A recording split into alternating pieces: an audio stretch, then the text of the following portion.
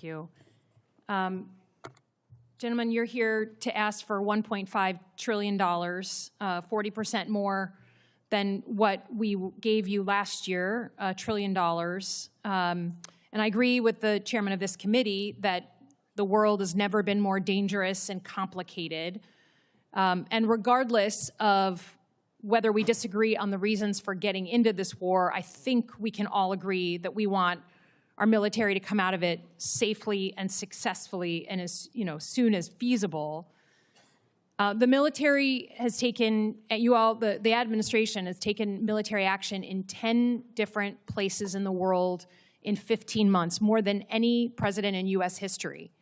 I think President Trump has really become a foreign policy president. And many of those operations, were on the news for a couple of days, but then the American public didn't feel them. And I think the difference with this war with Iran is that the American public is feeling it in their pocketbooks.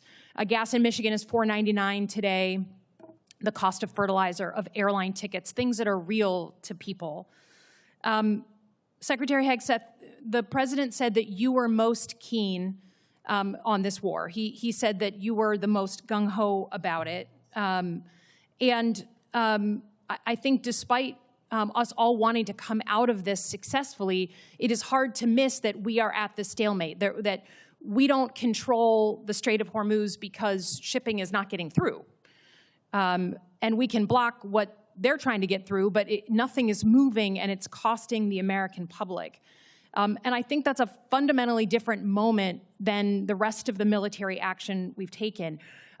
Even in Middle East 101 class, we used to talk about and run war games on the Strait of Hormuz. It's a strategic geography that the Iranians have. And I think it's just concerning to me that we can try and tell the American people that it's going great and we're killing it, but until the Strait of Hormuz is open, I don't think we can credibly say that with any seriousness.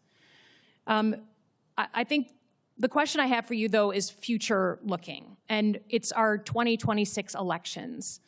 The president has been very clear. He said in the State of the Union that essentially if his side doesn't win, then the election was rigged. He said that before the 2020 election.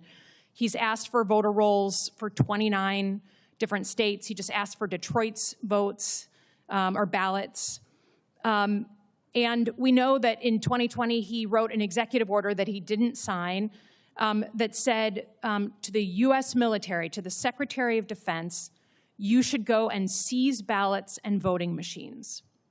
A few months ago, he said that he regretted that he didn't sign that executive order. So the U.S. military has never been deployed. You incorrectly said yesterday that they were deployed during different elections. Governors deployed them under their authorities, but the federal government has never put the uniformed military at our polls during World War II, right after 9/11. We've never had to do that. So, Secretary Hegseth, if the president, who regrets not signing that executive order to the then SecDef in 2020, asks you to seize ballots or voting machines in states during the 2026 election, will you stand up for the Constitution and say no, or will you salute and do his bidding? Senator, I didn't get a chance to answer the front part of your question, which, there was a lot of deferred maintenance under the Biden administration that needed to be addressed because the world was in chaos when President Trump was elected because of— Just address the election issue, please. Well, again, that's the most important thing. It's what's happening. It's yet another gotcha hypothetical, which is your specialty. It's not. We had an executive order under the Biden administration in 2024. It's not a hypothetical. I refuse to accept. You give that answer all the time. You and I have done this dance before. Get over it, okay? In 2020, he's the president, your boss, the guy you're performing for right now, told the journalists this year that he wished he signed that executive order to your predecessor. And your predecessor said publicly, thank God, we didn't actually go forward with it. What are you going to do? You're the guy here in the seat. It's not hypothetical. Tell the American people, will you deploy the uniformed military to our polls to collect voter rolls or machines? Are you accusing me of performing? Because you're performing for cable news right now. But Mr. just answer the Secretary, question. we have It's a hypothetical. By the way, in 2024, under the Biden administration, 15 states did deploy under their polling governor's stations. authority when their governors asked What for did Joe it. Biden say about that? That's fundamentally, I don't think anything, because he needed them for cybersecurity and for COVID. Trump did it too, under Trump. But it was not the federal decision. It was those governors of the states under their authorities, okay? It's never been done in our history. Please stand up for the Constitution. Do not send uniformed military to our polls. Do you have a response to that portion of the question, Mr. Secretary? I've never been ordered to do anything illegal, and I won't. That goes without saying. Thank you for the answer. Support journalism you trust. Support PBS News. Donate now, or even better, start a monthly contribution today.